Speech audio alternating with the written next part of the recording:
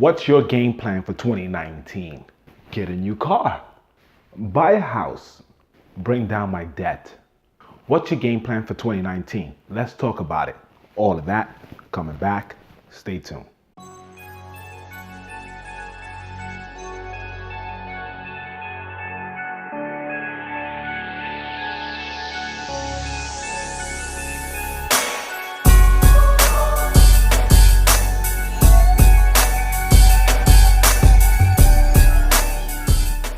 Welcome back, guys. How you guys doing out there? So we are talking about 2019 and what's our game plan for 2019.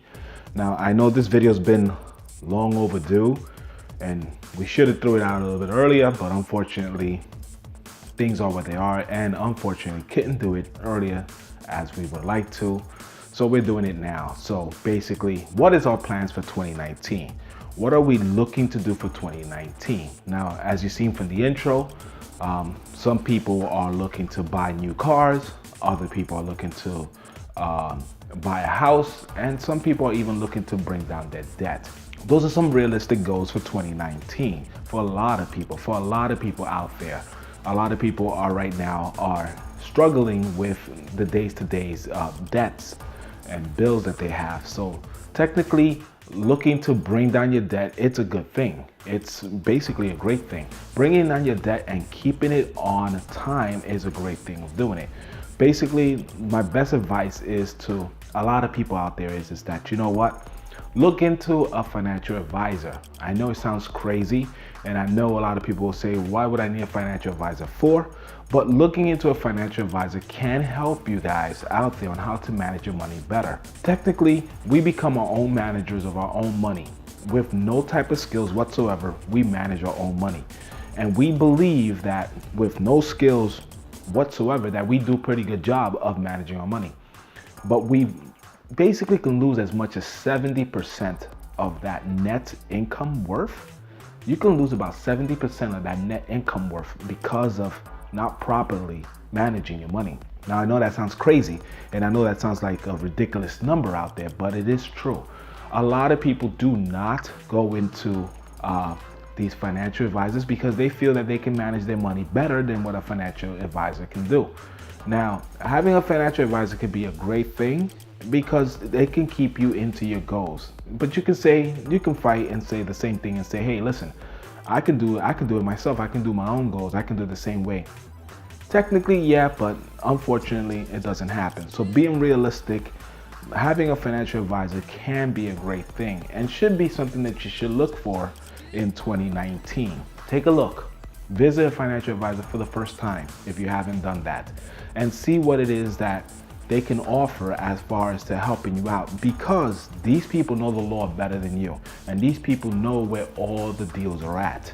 And that's a great thing, because if your credit card is charging you a ridiculous rate, these guys can actually find a way of actually minimizing that rate and bringing it lower, either by actually letting you go in and sign up for another car with a lower interest rate, so this way you can pay off down that debt even faster. Or if anything, they have the technique and they have the skills and they have the resources that are limited to you guys out there that can be part of something great for you guys to benefit from. So look into it. The next thing is buying a house. Well, buying a house is a great thing. It's a great investment to buy into. And it's one of the most, how can I put it, riskiest and more of a headache than anything else. Getting a new home can be rewarding, but also can be very stressful. The first 5 years of you buying that house is basically debt on top of more debt on top of more debt. So you want to make sure that when you go ahead and you're looking to buy a new home, you want to make sure that you have enough cash on the side just in case for if anything is to go wrong with that house. Taxes keep going up, which is the property tax, which is something that you have to keep in the back of your mind, knowing that, you know what, this year's taxes are not going to be next year's taxes. And with that, debt keeps going up. We're looking at energy costs is going up.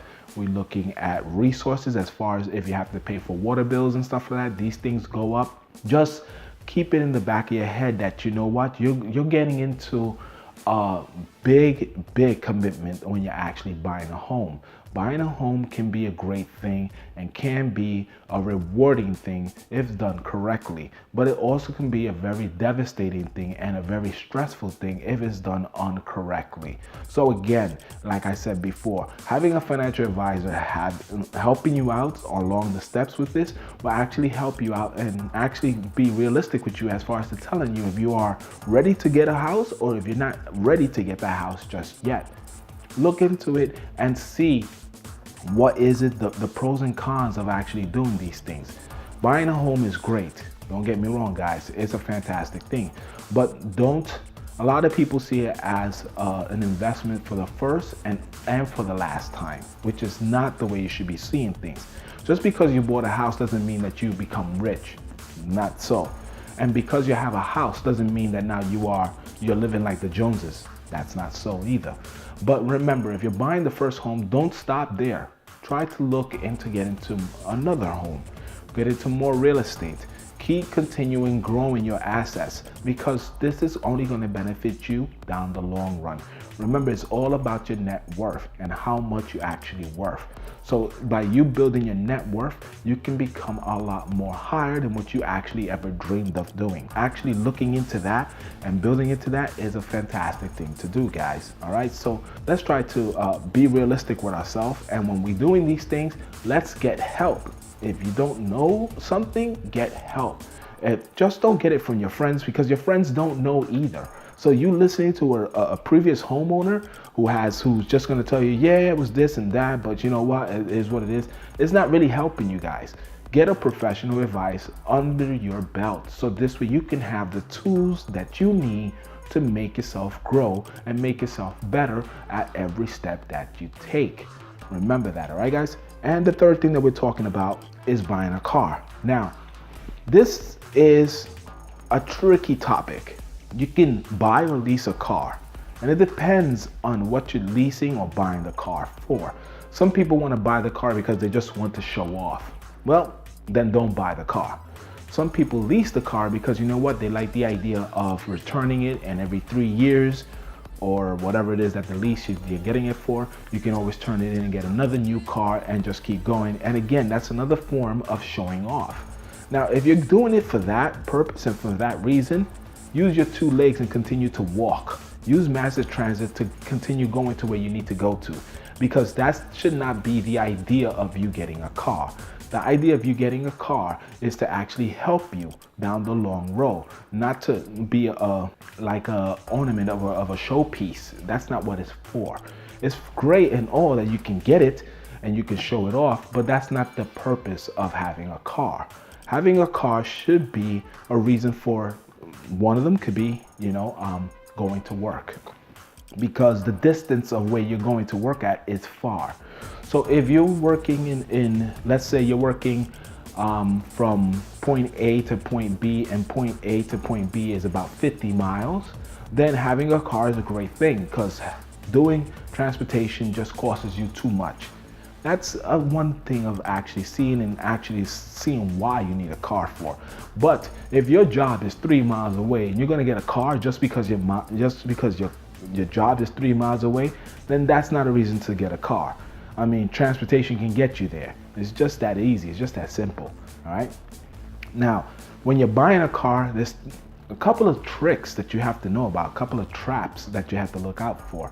Buying a new car is great and all. Leasing a car is all great and all, but they come with different, different options, all right? Buying a brand new car is an asset to you, and it's one that it should be rewarding to you at the same time. But remember, when you take that car off the dealer, that car loses its value right away. We're talking about right away. That car is not worth what you just finished paying for at the dealer at the time when you come out. The next thing is you have to remember that when you're buying a new car, you're putting yourself in a new debt. And this is something that you have to also wonder and think, can you afford that debt? Can you afford the insurance on that car? Can you afford the maintenance on that car?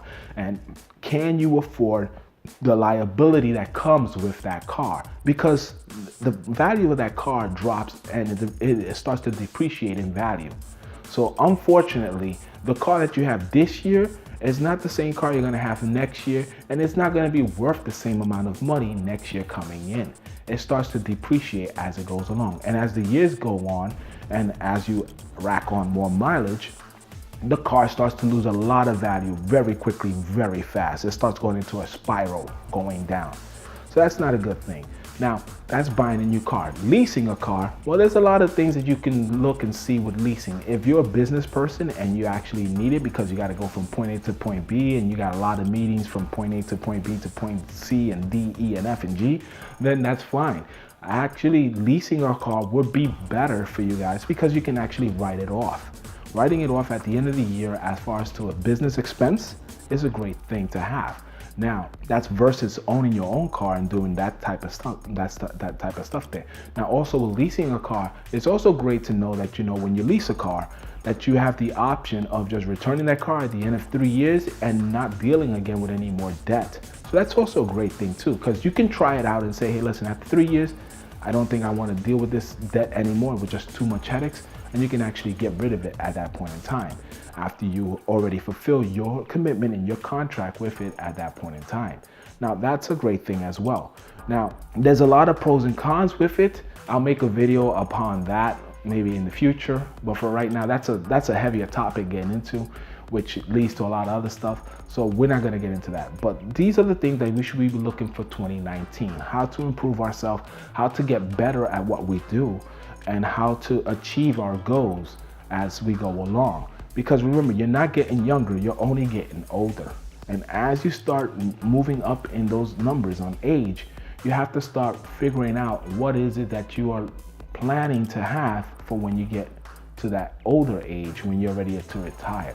What is it that you have? Do you have enough of a safety net to feel comfortable, to say, you know what, I can retire and feel comfortable? Because now in today's era, there's a lot of retirees that are not retiring. And it's not because they like to work, it's because they have so much debt that they have no other choice but to continue to work. And that's sad when you don't prepare yourself for the long run. So having a plan for 2019, going in for the year 2039 or 2049 or 2059, whatever it is, those retirement numbers that you're going to be hitting, it's a great idea to have that plan going. It's never too late to plan for your future. It's never too late. And it's never too late to change old habits into good habits. So that's today's message, guys. All right, so remember, don't forget, more gains, more gains, more gains. Giving it your...